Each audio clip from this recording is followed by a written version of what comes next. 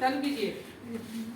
देखिए, हम लोग जिस चीज को पढ़े थे उसका नाम है बहादुर। क्या नाम था? बहादुर। और इस बहादुर के कहानी में हमने जाना था कि जो लेखक है इसके, उसका नाम था अमरकांत। बहुत ही इमोशनल टाइप का कहानी था। ठीक है, जब हमने पढ़ा आपको पता था कि काफी टाइम मतलब इमोशनल हम लोग हो गए थे। और इस कहानी में हमने जाना कि एक बहादुर नाम का लड़का था जो नेपाल के मतलब नेपाल में उसका घर था। उसके पापा नहीं थे, ठीक है, और उसकी जो माँ थी बहुत ही गुस्सेल टाइप की थी, समझ गया। और इसके बाद जब गुस्सेल टाइप की थी, जो उसकी जो लेखक है, लेखक के घर में नौकर को लेकर के भी काफी परेशानी रहती थी। उसकी पत्नी निर्मला को काफी समय तक घर में काम करना पड़ता था, सुबह से लेकर शाम तक।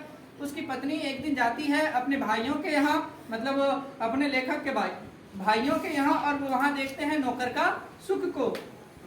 ये देखकर उन्होंने अपने पति जो लेखक साहब हैं उनसे जिद करने लगते हैं कि हमें भी क्या ला कर दीजिए, नौकर। ठीक है, और तभी जो अमरकांत जी हैं उनकी भेंट होती है साले साहब से। किनसे?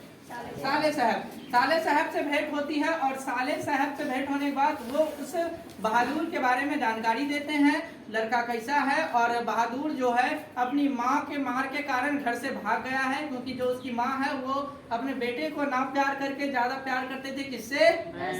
भैंस से। एक दिन भैंस चराने के लिए बहादुर लेके जाता है पहाड़ पर, और जो भैंस है वो भाग जाता है। बहादुर क्या करता है, भैंस की पिटाई कर देता है। तो भैंस भागकर फिर माँ के पास आता है। माँ भी भैंस के बदले किसका पिटाई कर देता है? बहादुर का। बहादुर को उठ जाता है गुस्सा, हांडी से निकालता है 2-3 टक्का, अब बस लेके चल देता है उड़ा। और उसके बाद ये बस से पकड़ा है और आ गया है कहाँ?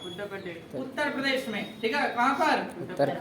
उत्तर प्रदेश में। और उसी जगह जो है लेखक के साले साहब से उनकी भेंट होती है। और बाद में वो जो है सारे काम काज बता देते हैं। निर्मला उसको घर का करना है, और तभी उसको उसके नाम से दिल शब्द को हटा दिया गया, क्योंकि लेखक की पत्नी को लगता था ये सबों के बातों को क्या करेगा, रखेगा, सबके दिल को रखेगा। इसीलिए अब उसका नाम दिल बहादुर से बहादुर कर दिया गया। ठीक है, अब देखिए आगे हम जाने तो बहादुर काफी ही ईमानदार था। नौकर आ जाने से घर में सारे सुख सुविधाएं आ गई। वो दिन भर काम किया करता था, जो घर की जितनी भी जरूरतें सामान थी सभी क्या करता था। लेखक के लड़के का नाम था किशोर, वो भी अब करता था। लेकिन ये नौकर के सुख से घर के सभी लोग अब आलसी होने लगे थे। क्या? आलसी होने के कारण जो है, जैसे कि छोटा छोटा सा काम पड़ गया, जैसे किशोर का जूते साफ करना, किशोर का पेन गिर गया, कुछ हो गया, तो वो बात पर क्या करते थे, सारे काम को हम बहादुर से करवाया करते थे। ठीक है, अब बहादुर से करवाने के कारण बहादुर पे काम का दायित्व बढ़ गया। अब उनसे छोटी छोटी गलतियां होने लगी। इस पर जो बहादुर की जो है इसने किशोर ने पिटाई कर दिया करता था, काफी ज्यादा गाली गलौज किया करता था, समझ गए। अब इसके बाद भी बहादुर अपने काम में लगा रहता था।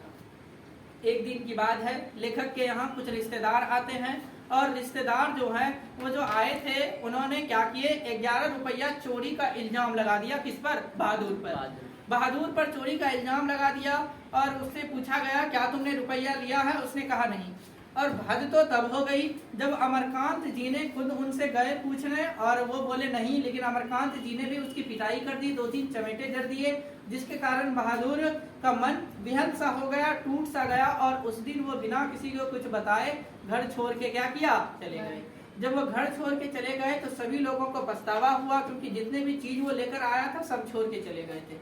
तो बाद में जो है सबको पछतावा होता है। काफी ढूंढने के बाद भी बहादुर नहीं मिलता है। तो बहादुर को ढूंढने पर भी काफी नहीं मिलता। और बाद में ये भी पता चलता है कि जो रुपया था वो रिश्तेदार लेकर ही नहीं आए थे, समझ गए, चोरी हुआ ही नहीं था। इस कारण बहादुर को, एक अच्छे नौकर को क्या किए थे, घर वाले ने खो दिया, जिसका उन्हें काफी अफसोस था। ठीक है, इस कहानी से हमें ये शिक्षा मिलती है कि हमें कभी भी किसी भी नौकर को या किसी भी घर के किसी मेंबर जो कि हम रखे हैं उसको अपने फैमिली की तरह उससे व्यवहार करना चाहिए। जो काम हम खुद कर सकते हैं वो खुद ही कर लेना चाहिए, दूसरों के भरोसे नहीं बैठना चाहिए। ठीक है, और दूसरों के प्रति अपनों में व्यवहार एक सौहार्दता, ठीक है, रखना चाहिए। ये कहानी हमें काफी ही अंदर तक रुड़ती है, और इसलिए ये कहानी काफी सार्थक भी है। ठीक है, हुआ।